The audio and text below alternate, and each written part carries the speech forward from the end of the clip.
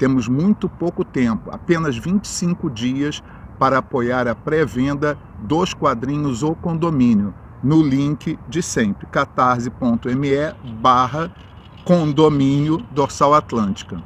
Muito bem, essa história para mim retrata não só uma questão de classe, mas uma questão humana, da fraqueza humana. Então nós fomos para o estúdio produzir essa banda, estava tudo indo relativamente bem. Aí um dia de manhã, o dono do estúdio abre umas fotos para mostrar para a banda de uma menina novinha. Ele já era casado, tinha filhas, a mulher, e o estúdio não era longe da casa dele, era do lado, tá? Então ele pegou a foto, abriu ali no computador, mostrou uma novinha de calcinha e ficou falando para os caras: a gente ia tocar no interior do país, eu comia essa menina direto. Aí a banda, pô, os caras garoto, ficava rindo, achando o máximo, e eu ficava no canto lá emburrado. Sabe o que adiantava eu falar assim? Cara, desliga isso, por favor, porque o dono do estúdio se sente o dono de quem está dentro dele também. Então, quando você não concorda com ele, as pessoas levam isso como uma ofensa pessoal. O cara que tinha que ter a consciência de que ele não podia fazer isso, porque um estúdio não é extensão da casa, nem da cabeça, nem da alma dele.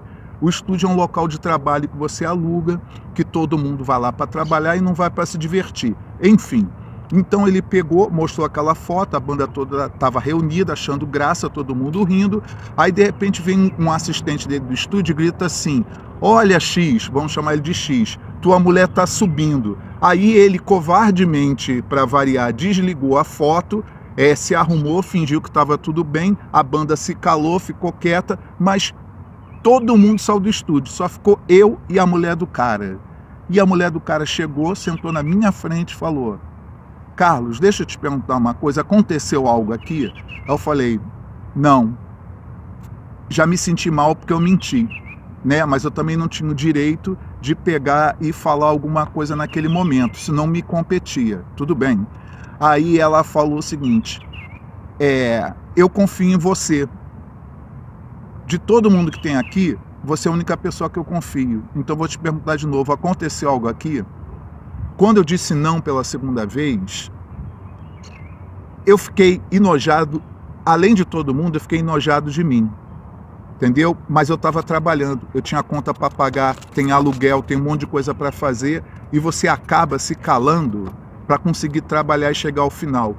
Aí em outro dia, outro período da gravação, a gente tinha uma gravação, começava na hora X e terminava na hora X. Mas o cara, como se considerava dono do estúdio, dono da vida de quem estava dentro da casa dele pretensamente, ele fazia o que queria. Por exemplo, é igual o juiz de jogo. O cara tem que dar um acréscimo de 10 minutos, acaba que não dá o acréscimo. Acontecia essa mesma coisa no estúdio. Aí ele tinha uma aluna, tá? Não vou dizer de quê para não denunciar, uma aluna. Aí ele pegava e falou assim: aí Carlão, dá um tempo aí rapidinho que eu vou resolver uma parada. Aí ele sumia do estúdio 10 minutos, voltava suado. Aí ele chegava para mim e falava: acabei de comer a menina menor, cara.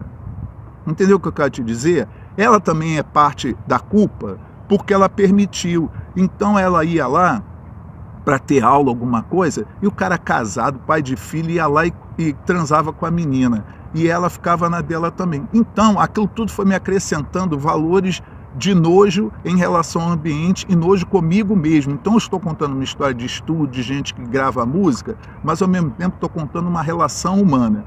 Aí, como se não bastasse, como se fosse pouco, teve um dia que eu cheguei de manhã no estúdio, fiquei esperando o vocalista para gravar, obviamente, a voz dele. Nada do cara aparecer, a gente ligava, o cara não respondia. Passou 3 horas, 4 horas, já está de saco cheio. Falei, pô, o cara tem que dar uma satisfação. Então, eu fiquei o período inteiro, vamos dizer que era 8 horas de estúdio marcado, eu fico assim, cara, eu tenho que ganhar minha grana, então vou ficar aqui 8 horas esperando esse cara chegar e vou cobrar o que eu tenho que receber, e ponto final. A culpa não é minha, porque ninguém fala se o cara morreu, se ele teve um acidente na família, se teve um problema, não ligou. Aí voltei outro dia e um membro dessa banda, que era bem simpático e educado, ele me falou: você sabe o que aconteceu aquele dia que o vocalista não apareceu? A mãe dele tinha prometido para ele um carro X de aniversário, era um carro caro. Aí a mãe, ao contrário, deu para ele um carro bem mais barato, vamos dizer um carro popular, que hoje deve estar o quê?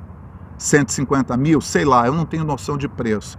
Ele ficou deprimido, aí não quis ir para o estúdio gravar a voz, que ficou puto com a mãe que deu para ele um carro mais barato. Vocês acreditam nisso? Então, esse tipo de história que eu vou contar, vocês também têm suas histórias, eu tenho um monte de história. Porém, eu estou aqui relatando porque é vendo esse tipo de coisa que você toma algumas decisões. A primeira delas é não fazer parte disso, não fazer parte desse lixo. E aí você pega e fala, não vou cooptar com esse tipo de coisa. E você toma uma decisão que é libertadora. Não vou fazer parte desse lixo. Então, quando eu produzo uma obra, seja um disco, ou seja um livro, ou seja um quadrinho, eu estou dividindo com vocês a minha experiência de vida. Por isso que é tão importante vocês colaborarem na pré-venda, participarem, porque assim, também o recado que eu estou recebendo é que tudo que eu estou fazendo aqui não significa nada, tudo que eu estou contando não tem a mínima importância, e talvez vocês até achem o dono do estúdio maneiro, a banda muito legal, o vocalista excepcional, e eu vou ficar aqui no meu canto falando, ah, pobre humanidade, mas é a escolha que ela faz.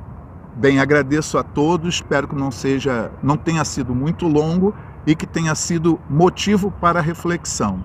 Muito obrigado.